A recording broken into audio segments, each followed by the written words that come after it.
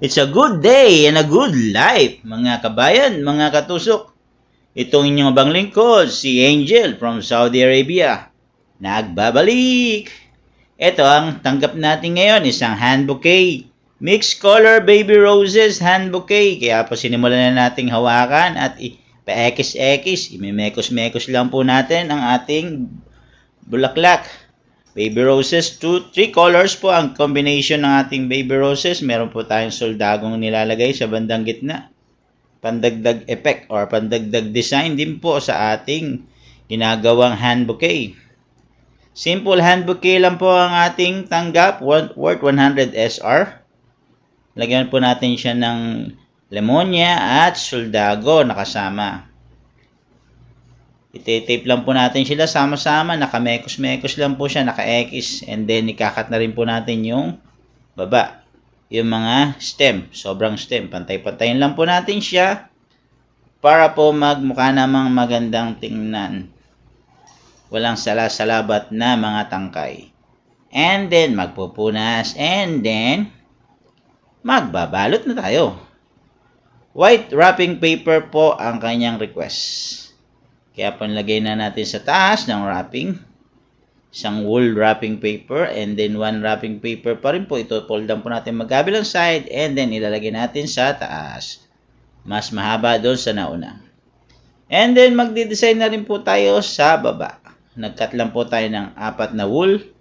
At natin sa gitna and then tutupi lang po natin yan ng half. At magkabilang side po ite-tape na natin yan. Alternate po hanggang sa pababa. Hanggang sa makumpleto po natin yung ating ina-attempt na gawin or maging design ng ating hand bouquet. Simple hand bouquet lang po at simple wrapping lang po ang ating sistema para po hindi naman gaanong maburiri o mapangit o masalimuot ang ating design. Simpleng tupi lang po ang ating nilalagay para po maganda-ganda ang ating design.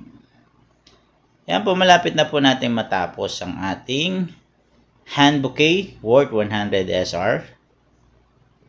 Ito po ay regular customer. Subok na at alam na niya ang ating sistema ng gawa. Kaya hindi na rin po siya yung nagrereklamo. Kasi merong iba na magirgir. Pag nakita na medyo maliit, akala nila maliit talaga. Pero hindi naman. Nagpapadagdag lang. Pero may mga customer na alam naman nila kung magkano ang talagang presyuhan ng bulaklak. And then, nilagyan po natin ng red ribbon sa baba. And kakat lang po natin siya. And then, magro-rolyo lang po tayo ng ribbon. At ikakat po natin sa gitna at saka natin ibebend. Para po magmukhang laso or ribbon na pabilog.